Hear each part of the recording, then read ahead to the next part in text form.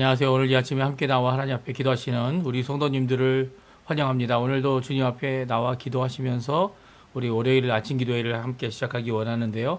우리가 날마다 드린 기도 제목 잘 기억하시죠? 함께 합심하여 기도하시면서 이 아침 기도회 하나님 앞에 드리도록 하겠습니다. 같이 기도합니다. 할렐루야. 하나님 아버지 감사합니다. 오늘도 저희들이 함께 모여 하나님 앞에 기도하며 이 아침을 밝히고 주님 앞에 나와 간구함으로 하루를 시작합니다. 하나님 원하시는 귀한 은혜의 삶 저희들이 넉넉히 살아드리고 주님 원하시는 귀한 은혜의 삶 가운데서 주님께 가까이 나가는 귀한 삶 살 수 있도록 하시는 아버지께 감사와 찬양을 돌립니다. 아버지 하나님, 저희들 하나님 앞에 드리는 여러 가지 기도 제목들보다 먼저 하나님의 나라, 하나님의 통치, 하나님의 의, 하나님의 영광, 하나님의 복음, 예수 그리스도의 놀라운 은혜의 역사가 가득하기를 먼저 구합니다. 우리의 삶 가운데 우리의 주관자 되시고 주님 되시는 우리 주님을 나의 주로 모시고 살아갈 때 주님께서 주시는 귀한 은혜, 그의 십자가, 특별히 우리의 삶의 제사로 받아주시는 삶과 죽음의 놀라운 은혜 가운데 하나님 아버지께 가까이 나가게 하는, 그래서 살든지 죽든지 주님을 위하여, 주님의 나라를 위하여, 주님이 원하시는 귀한 통치하심을 위하여 살아가는 우리의 삶이 될 때 주의 앞에 영광 돌리는 저희가 되도록 허락하여 주시옵소서. 그리스도와 연합한 살아있는 교회의 회복을 위해 기도합니다. 전쟁의 멈춤과 하나님의 평강을 위해 기도합니다. 교회의 사역과 훈련까지 속한 모든 사람들이 예수 그리스도의 제자로 세워지길 원하는 이 우리의 삶 가운데 특별히 교회의 세우심과 교회의 회복이 있도록 허락하여 주시옵소서. 우리의 조국 대한민국을 위해 구국 기도하고 이곳 아르헨티나를 위해 또한 구국 기도합니다. 자유평화 통일을 위해 기도하고 있는 우리 한국교회 조국교회의 기도를 주님 응답하여 주시고 아버지 북한의 복음을 전하는 귀한 역할을 감당해내는 우리 조국 대한민국에게 허락하여 주시옵소서. 한인 교포사회 교포 청년들 그리고 교포 교회들을 위해 기도합니다. 신앙 회복과 영적 구호 이 모든 것들이 주님께 달려 있사오니 주님 이 아르헨티나 또 이민사회 또 아버지 하나님 각 간사한 사람 가정마다 주님 함께 역사해 주시고 붙들어 주셔서 힘들고 어려운 이 모든 과정 가운데 건강과 그 모든 것들을 주님께서 회복시켜 주시고 역사하여 주시옵소서. 다 같이 사도신경으로 우리의 신앙을 고백하시면서 2026년 3월 16일 월요일 아침 기도회를 하나님께 드리겠습니다.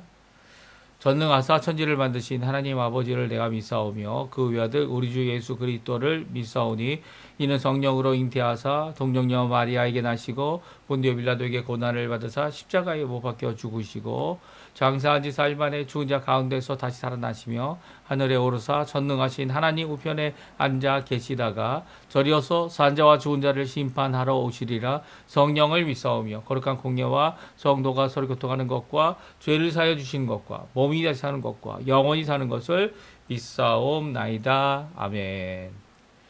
우리 조금 전에 반주로 들었던 찬양 주가 보이신 생명의 길, 우리 같이 하나님께 찬양 드리겠습니다.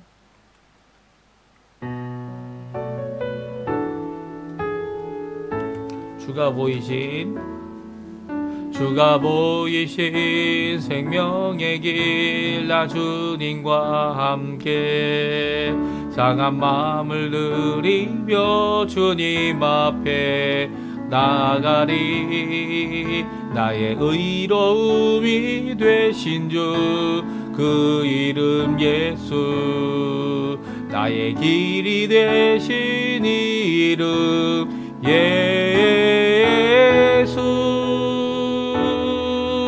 오의 길 오직 그가 아시나니 나를 달려라신 후에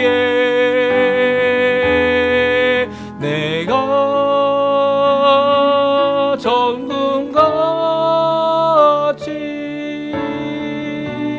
나오리라.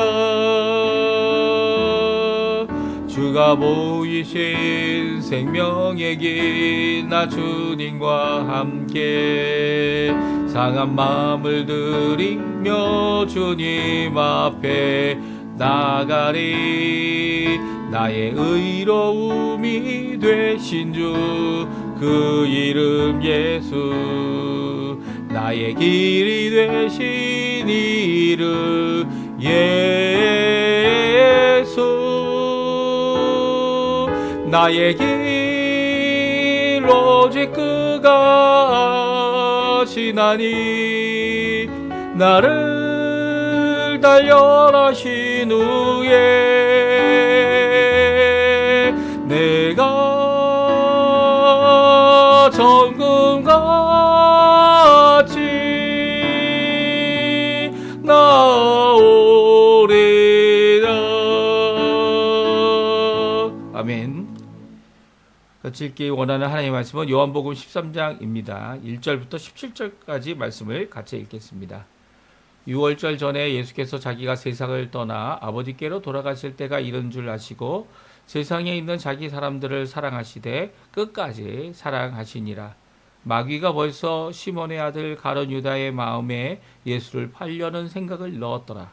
저녁 먹는 중 예수는 아버지께서 모든 것을 자기 손에 맡기신 것과 또 자기가 하나님께로부터 오셨다가 하나님께로 돌아가실 것을 아시고 저녁 잡수시던 자리에서 일어나 겉옷을 벗고 수건을 가져다가 허리에 두르시고 이에 대하에 물을 떠서 저아들의 발을 씻기시고 그 두르신 수건으로 닦기를 시작하여 시몬 베드로에게 이르시니 베드로가 이르되 주여 주께서 내 발을 씻으시나이까.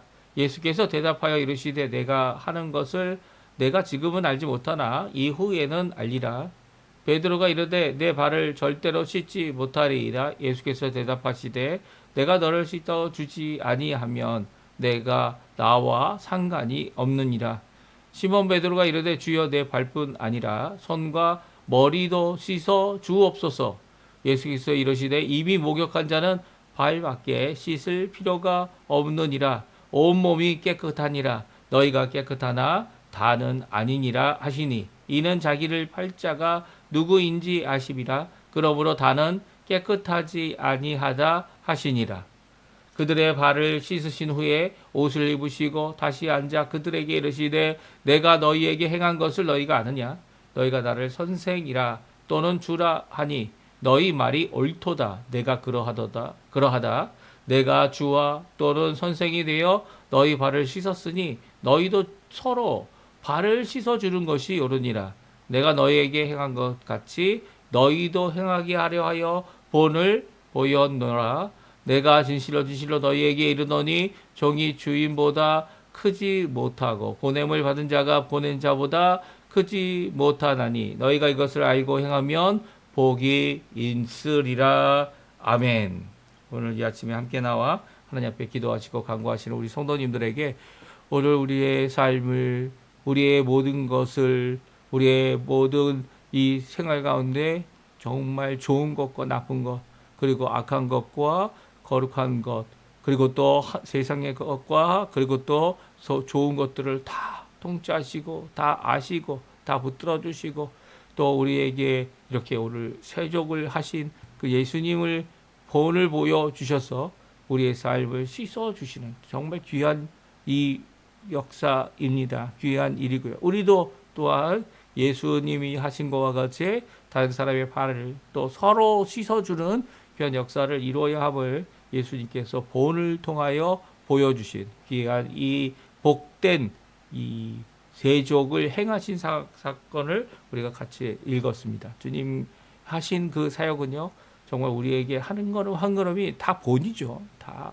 이 땅에 살아가는 동안 예수님처럼 살기 원하는 우리의 고백, 우리의 마음이 생기는 것은 바로 예수님께서 그 삶을 단순히 교훈이나 이 말로만으로 끝난 것이 아니라, 물론 말씀만 하셔도 그 말씀이 생명의 말씀이시기 때문에, 능력의 말씀이기 때문에, 창조의 말씀이시고 또 우리를 얼마든지 변화시키시는 변화의 능력이 가득한 말씀이기 때문에 그 말씀으로도 족한데도 불구하고 예수님께서는 말씀보다는 이렇게 실제적으로 제자들의 발을 씻어주시면서 제자들이 해야 될 일이, 예수님의 제자라면 해야 할 일이 무엇인지를 우리에게 잘 말씀해 주고 계십니다. 더욱이 당장은 이해할 수 없지만 그들의 머리에, 기억에, 그리고 눈으로 선명 눈으로 보는 것 같이 선명하도록 남도록 하는 이 귀한 친히 본을 보이신 이 모습은요,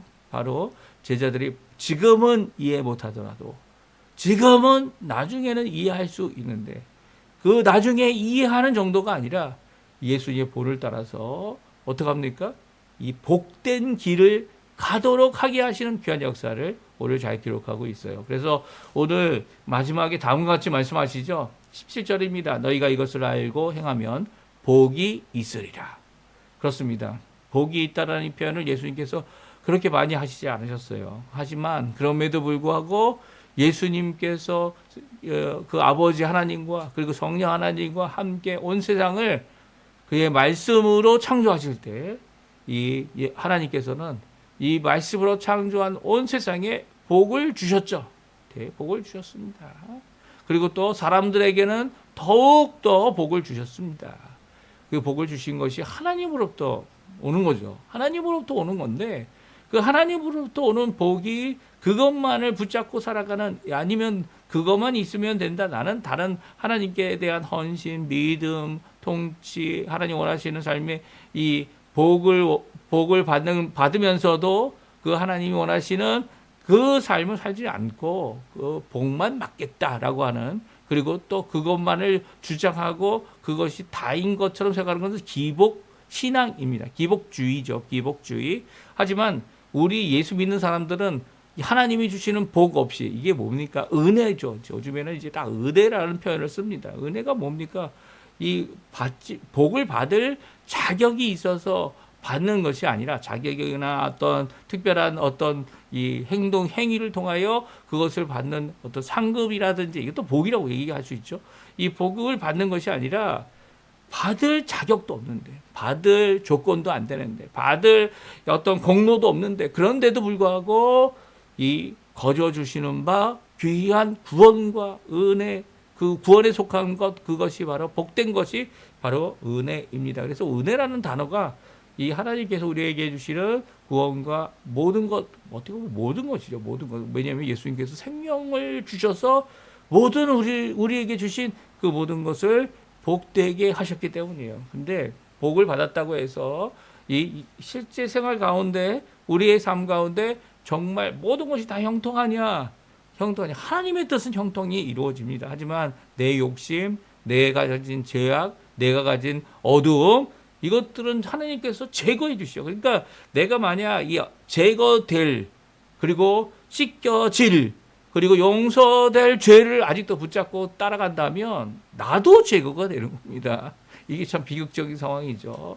그리고 또 그렇게 되지 않기 위하여 이 형통한 길을 막으시는 거죠. 죄로 형통한 삶이 아니라 하나님이 주시는 이 복된 삶을, 복된 길, 은혜의 길, 구원의 길, 그 길로 가도록 우리를 이끄시고 이 역사하시는 것이죠. 특별히 세상과는 정반대의 모습을 가지고 이 삶을 사는, 그리고 또 본을 보이는, 그리고 또 그 본을 보인 것을 따라가는 자들이 바로 우리입니다. 그 중에 하나가 바로 오늘 본문에 있는 말씀이에요. 그래서 복이 있다라고 말씀하실 때, 너희에게 복이 있다고 말씀하실 때, 너희가 이것을 알고 행하면이라고 하는 조건이 붙어져 있습니다. 무슨 말입니까? 이 세상 사람들은 이 누가 누구의 발을 닦습니까? 이 유대인들은 누가 누구의 발을 닦습니까? 물론 주인이 발을 닦을 때도 있어요. 어느 때입니까? 자기보다 더 귀한 손님이 오실 때, 손님이 오신 그 손님의 발을 이 집안에 들어오면서, 아니면 식사하기 전에 들어올 때에 이 발 씻는 물로 그들의 발을 닦아주면서 손님을 이 대접하는 귀한 모습을 보입니다. 그러나 이 주인보다 귀하지 않거나, 그리고 일반적인 사람들에게는 어떻게 합니까? 종들이 옵니다. 그들보다 낮은 사람들이 와서 그들의 발을 씻겨주는 것이 이 유대인의 전통이고, 그 당시의 전통이고, 그 당시의 모습이었습니다. 그런데 예수님은 이것을 알고 행하면 복이 있다 말씀하시죠. 오늘 예수님께서 행하신 이 거꾸로 된, 왜냐하면 예수님이 제자의 발을 씻겨주셨어요. 누가 더 높습니까? 예수님이 더 높습니까? 제자들이 더 높습니까? 예수님이 왜 발을 씻겨야 했습니까? 제 아들이 더 귀하기 때문입니까?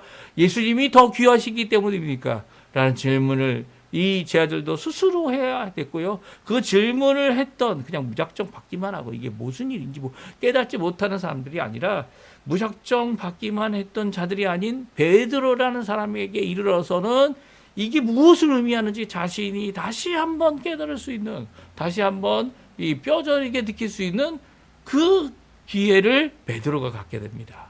그 말씀을 통해서 이 예수님은 베드로에게 그리고 발을 씻김을 받은 이 제자들에게 이렇게 복된 삶을 약속하시면서 그들이 해야 될 일이 무엇인지를 잘 말씀하고 계시죠. 그러면 우리 세족식을 하고 계신 예수님, 그리고 세족을 하시기 위하여 예수님께서 친히 일어나시는 이때의 상황이 어떤 상황이었는지 오늘 성경을 통해 자세히 살펴보기 원하는데요. 사실 이 상황은 이제 예루살렘에 이미 들어가 있는 상황입니다. 그렇죠? 예루살렘에 승전하신 것처럼 많은 사람들이 환영하는 가운데 호산나 다윗의 자손이요, 이 왕으로 오시는 이요 라고 하는 귀한 대접을 받고 이 들어와서 성전에서 가르치시고 성전에서 이 일하시는 모든 것들을 이 제자들이 함께 보아왔습니다. 그리고 이 예수님께서는 이제 왕이 되실 것이다 이렇게 다들 생각했죠.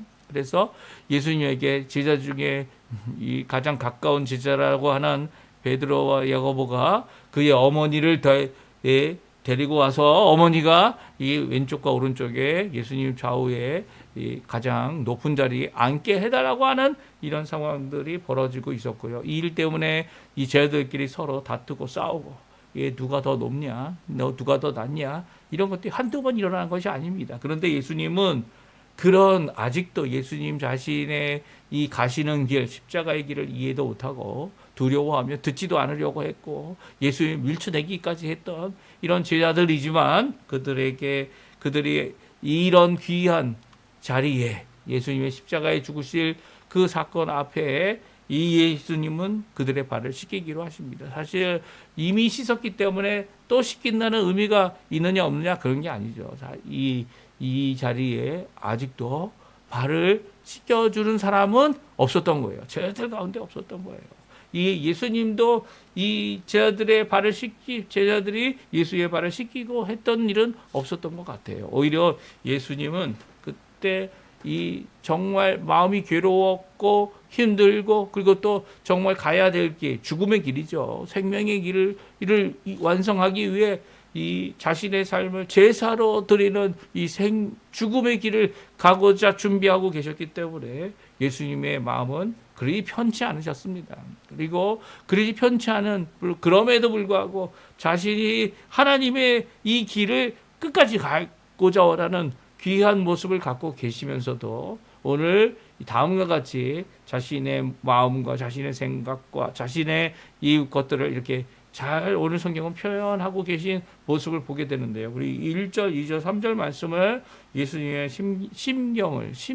심령을 마음속에 알고 계시고 그것을 이루고자 하시는 그 예수님의 모습을 우리가 같이 한번 읽어봤으면 좋겠습니다. 1절, 2절, 3절인데요. 같이 있습니다. 6월절 전에 예수께서 자기가 세상을 떠나 아버지께로 돌아가실 때가 이른 줄 아시고 세상에 있는 자기 사람들을 사랑하시되 끝까지 사랑하시니라. 마귀가 벌써 시몬의 아들 가룟 유다의 마음에 예수를 팔려 하는 생각을 넣었더라. 저녁 먹는 중 예수는 아버지께서 모든 것을 자기 손에 맡기신 것과 또 자기가 하나님께로부터 오셨다가 하나님께로 돌아가실 것을 아시고 그렇습니다. 세족을 하시기 이전에 예수님의 모습이 오늘 1절, 2절, 3절에 잘 나타나 있습니다. 특별히 예수님은 자기 사람들이 누굽니까? 이 12제자죠. 물론 가룟 유다는 깨끗하지 않고 가룟 유다는 이 마귀의 마음을 받는 순간이 바로 이 저녁 먹는 중에 일어났습니다. 6월절이라는 그 6월절 전에 예수님께서는 아셨어요. 이제 이 6월절 때가 바로 자신이 이 아버지께로 돌아갈 때다. 그리고 또 아버지께로 왔던 그가 이제 세상을 떠나 아버지께로 다시 돌아갈 것을 아시고 아셨다는 표현이 두 번이나 1절과 3절에 반복되고 있습니다. 그때 예수님께서 하신 이 세족의 모습은요, 바로 끝까지 자기의 사람들을 사랑하는 사랑의 모습이라는 거죠. 사랑, 우리 1절에 보면 자기의 사람을 사랑하되 끝까지 사랑하시니라 라고 하는 이 표현이 여기에 보게 되면 예수님께서 얼마나 죄들을 사랑하셨는지를 표현하고 있다 이렇게 생각할 수 있습니다. 근데 사랑하시되라는 것은 이제까지 사랑해 오고 계셨고 또 끝까지 사랑하신다는 것은 이 사랑하고 있음을 이 현재에도 이루고 계시다라고 하는 것을 우리에게 잘 보여주고 계시면서 끝까지는 언제입니까? 미래죠, 미래. 미래 그 끝이 언제인지 모르지만 그 끝이 예수님이 십자가에 달려 죽으심으로 끝입니까? 아니요. 그것은 그 예수 그리스도의 십자가는 이 어떻게 보면 하나님의 백성을 사랑하시는 예수 그리스도의 제자들을 사랑하시는 예수님의 사랑에 하나님의 사랑에 예수님이 순종하여 보여주신 최고의 절정이죠. 최고의 절정입니다. 그 최고의 절정을 찍는 그 순간 자신의 생명도 아끼지 않고 제자들을 주신 그 순간 그것은 끝이 아니에요. 그것은 또한 시작이며 그것은 최고의 사랑을 보여주신 곳이죠. 그곳으로부터 이제 예수님이 다시 오실 때까지 또 끝은 없습니다. 하나님의 사랑의 끝이 어디 있습니까? 이 사랑의 끝이 없죠.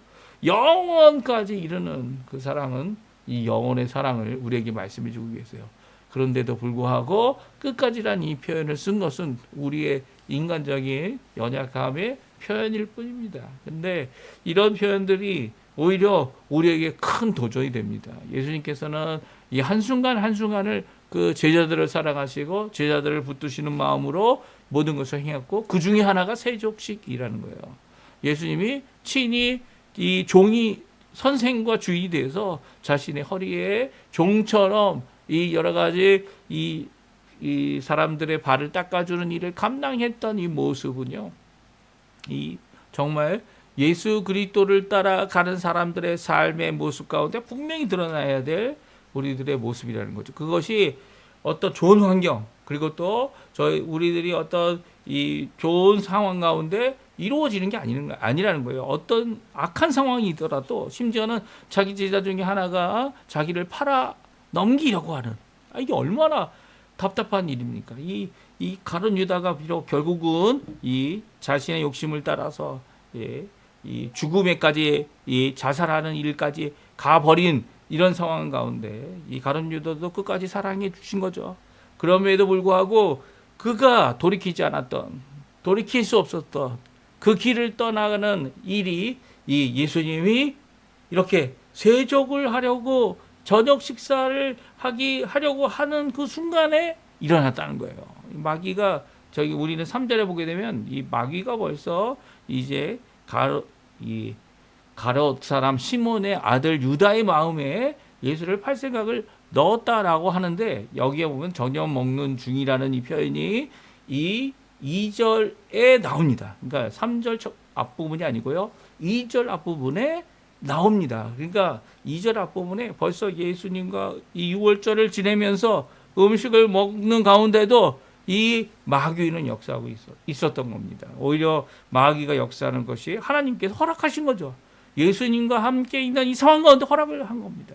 그의 마음 가운데 예수님을 잡아 넘기려고 하는 자기 스승을 잡아 넘기려고 하는 구주를 이 십자가에 못 박도록 하게 하는 일을 하는데도 자기의 욕심으로 자기의 죄악으로 일을 이루죠. 종종 우리는 교회가 이 어려움을 당하고 힘듦을 당하고 고통을 당하는 여러 가지 상황들이 없을 수 없다는 거 잘 압니다. 그런데 그 상황이 일어나는 이유는 뭡니까? 이렇게 마귀의 마음을 갖고 자신의 마귀의 유혹을 따라서 자기의 욕심의 마음을 쫓아 이 사사로이 자기의 뜻대로 결정하는 모든 것 때문에 일어나는 것 아닙니까? 하나님의 뜻이 아니라 전체적으로 보게 되면 예수님을 팔아 넘기기 위해 필요한 사람이 있다 이렇게 생각할 수 있어요. 하지만 예수님이 굳이 이렇게 팔아 넘김으로 자신이 십자가에 달려 돌아갈 필요도 없으십니다. 그것이 꼭 그 길만이 있는 것이 아니죠. 그러나 사람의 이렇게 예수님의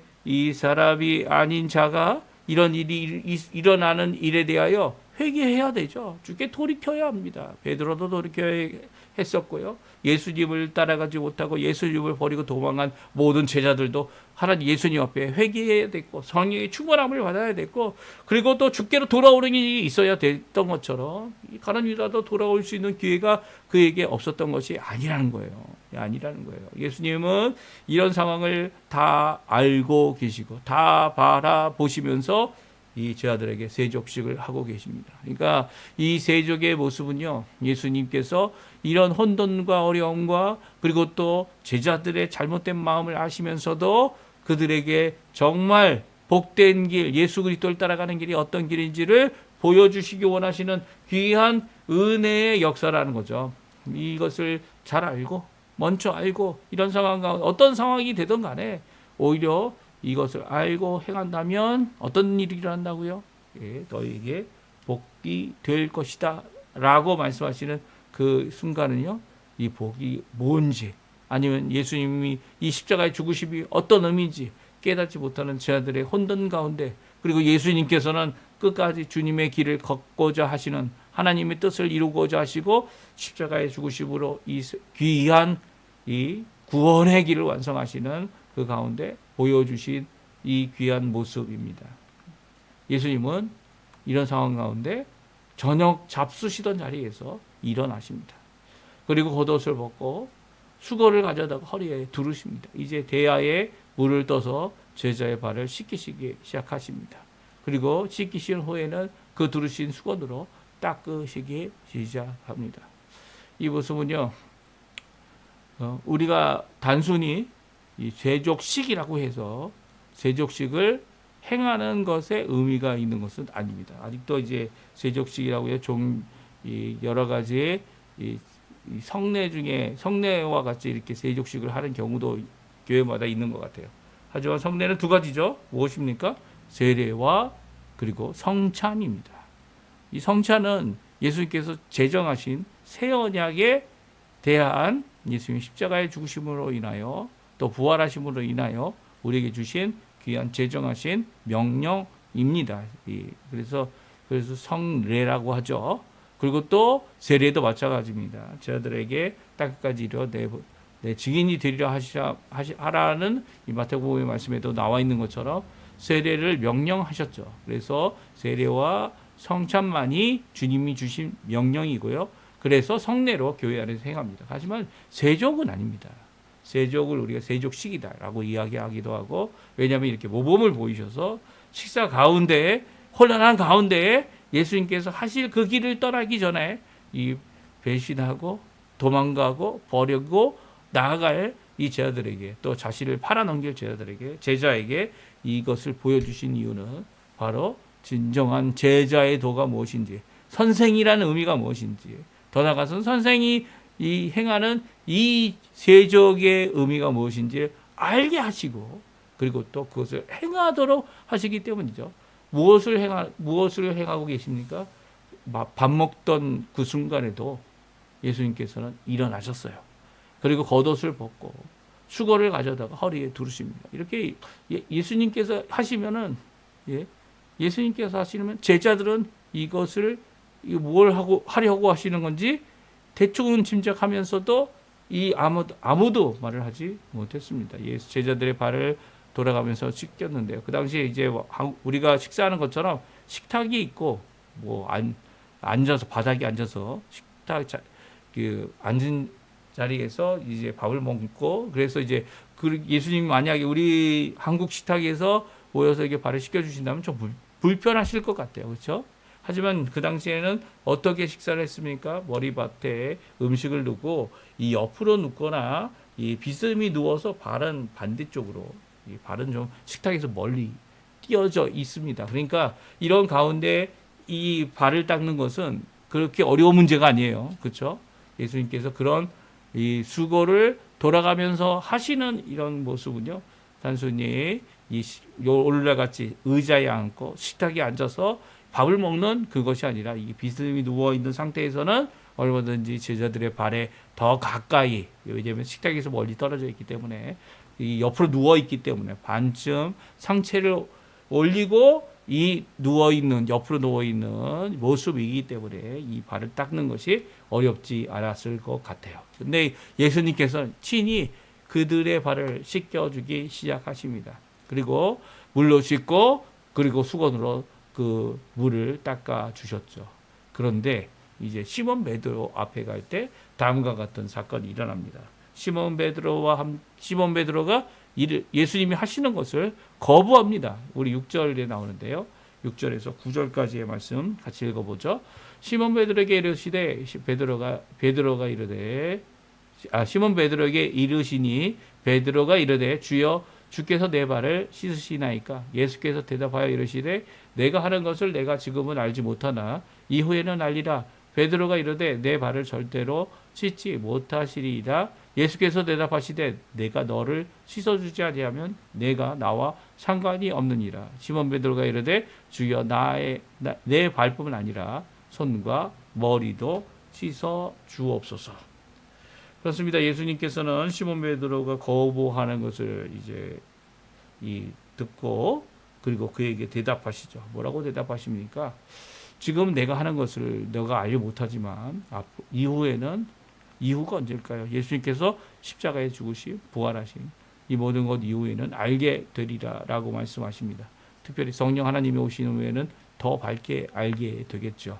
그리고 베드로가 그럼에도 불구하고 내 발을 절대로 씻지 못하리라라고 말합니다. 그러니까 절대로라는 것은 씻으시면 안 됩니다. 이 선생이신데 제가 제자인데 제가 씻어야 되는데 이 절대로 저를 씻을 수 없습니다라고 말씀하실 때 씻지 않는다면 예수님의 씻김을 받지 않는다면 너와 나는 상관이 없다. 예수님께서 말씀하시죠. 이런 말씀 앞에 주님 내 발뿐만 아니라 손도 그리고 머리도 씻어달라고 이야기합니다.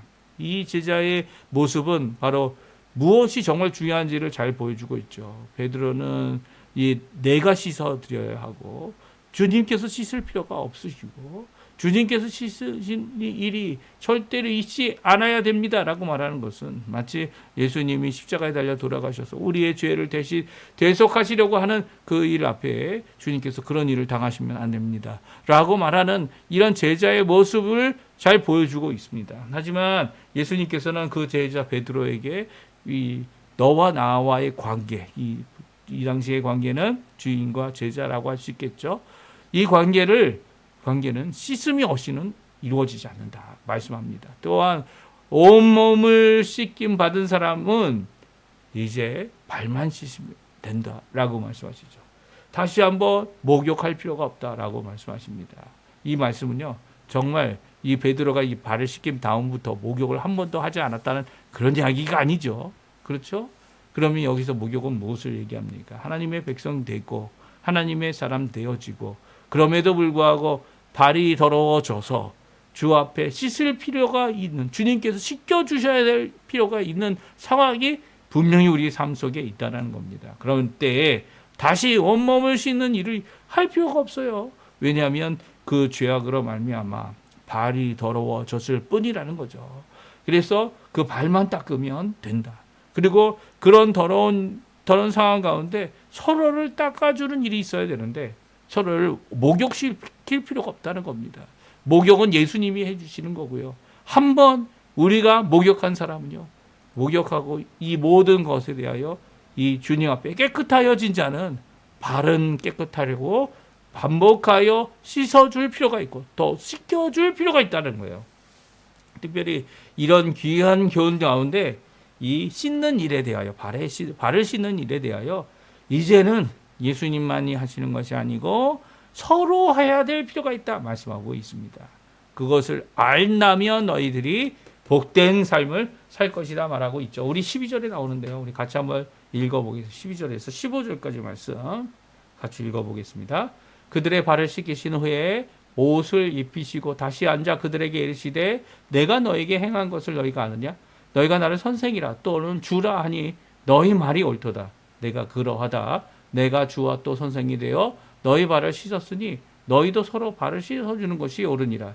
내가 너희에게 행한 것 같이 너희도 행하게 하려 본을 보였노라. 아멘. 그렇습니다. 예수님이 세족을 행하신 것은요. 바로 본을 보이시기 위한 겁니다. 누구에게 본을 보이셨습니까? 제자들에게, 이제 앞으로 교회의 사도가 될 자들에게, 유일한 사도들이죠. 그리고 그들을 따라 속사도 되는 자들에게 보이실 뿐만 아니라 지금도 주님께 예수 그리스도의 제자의 삶을 살아가고 있는 이제 사도들을 통해 우리에게 완성된 성경 말씀, 성령의 충만함을 받아 영감을 받아 우리에게 성경을 완성하여 그 성경 말씀대로 오늘도 예수 그리스도의 삶을 살기 원하는 모든 자들에게 본을 보이시려고 행하신 것, 그것이 바로 세족입니다. 세족이에요. 이 세족은요, 바로 14절에 나오죠. 내가 주와 또한 선생이 되어 너희 발을 씻었으니 너희도 서로 발을 씻겨주는 것이 옳다라는 겁니다. 옳다라는 거, 옳은 일이 무엇이냐? 그것은 바로 선생이 됐다면, 아니 이 어떤 한 성도가 한 작은 자가 이 온몸은 깨끗하면서도 발이 더러운 상태에 있다면, 세상에 더러운 거 다 묻히고 다니고 있다면 그의 죄악과 더러운 것을 씻어주는, 서로 씻어주는 이 귀한 일을 너희들이 이제 이루어야 된다는 거예요. 교회의 의미가 바로 여기 있습니다. 교회의 모습은요, 바로 서로의 발을 닦아주는 데 있습니다.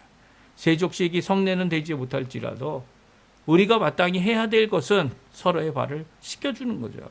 서로의 발에 더러운 것을 드러내고 이 예수님 앞에, 하나님 앞에 나아가서 그것을 씻어라 라고 말하는 것이 아니라 그것을 씻겨주는 일을 우리가 행하도록 하게 하기 위해 이 본을 보이신 것, 선생이시면서 주님이시면서 하신 옳은 행위, 옳은 모습, 옳은 것 중에 하나가 바로 이 모습이라 말씀하시면서 누가 더 크냐? 라고 하는 질문을 하십니다. 종이 주인보다 크지 못하고 보냄받은 자가 보낸 자보다 크지 못한다면 이 일에 마땅히 이루어야 될 큰 자라고 하는 세상의 기준이 아니라, 큰 자라고 하는, 강한 자라고 하는 세상의 기준에 따라 오히려 그 자들이 섬기는, 그 자들이 이 서로의 죄악을 씻겨주는, 더러움을 씻겨주는, 발을 닦아주는 귀한 일을 행함으로 복을 받는, 복이 있는 삶이 될 것이다 말씀해 주고 계십니다. 오늘 이 말씀 우리 너무나도 잘 아는 말씀 아닙니까? 근데 문제는 행하지 않는다는 데 있어요. 이 복된 말씀이, 이 복된 역사, 예수님께서 말씀하고 설명하기 전에 먼저 행하셨습니다. 깨닫지 못하는 제자들 먼저 행하셨습니다. 깨달음이 중요하겠지만 먼저 행하셨습니다. 그리고 복의 이 귀한 말씀, 이 의미를 분명히 하고 계시죠. 오늘 이 말씀 우리에게 큰 도전이 됩니다. 그 말씀을 잘 기억하시면서 오늘도 나의 삶 가운데 발을 씻겨줄 자가 누군지를, 또 나의 발을 씻겨주는 귀한 일을 감당하는 자들을 기억하며 주님 앞에 오늘 기도하시는 귀한 이 아침 시간 되셨으면 해요. 우리 합심하여 기도하시면서 이 아침 기도에 마치도록 하겠습니다.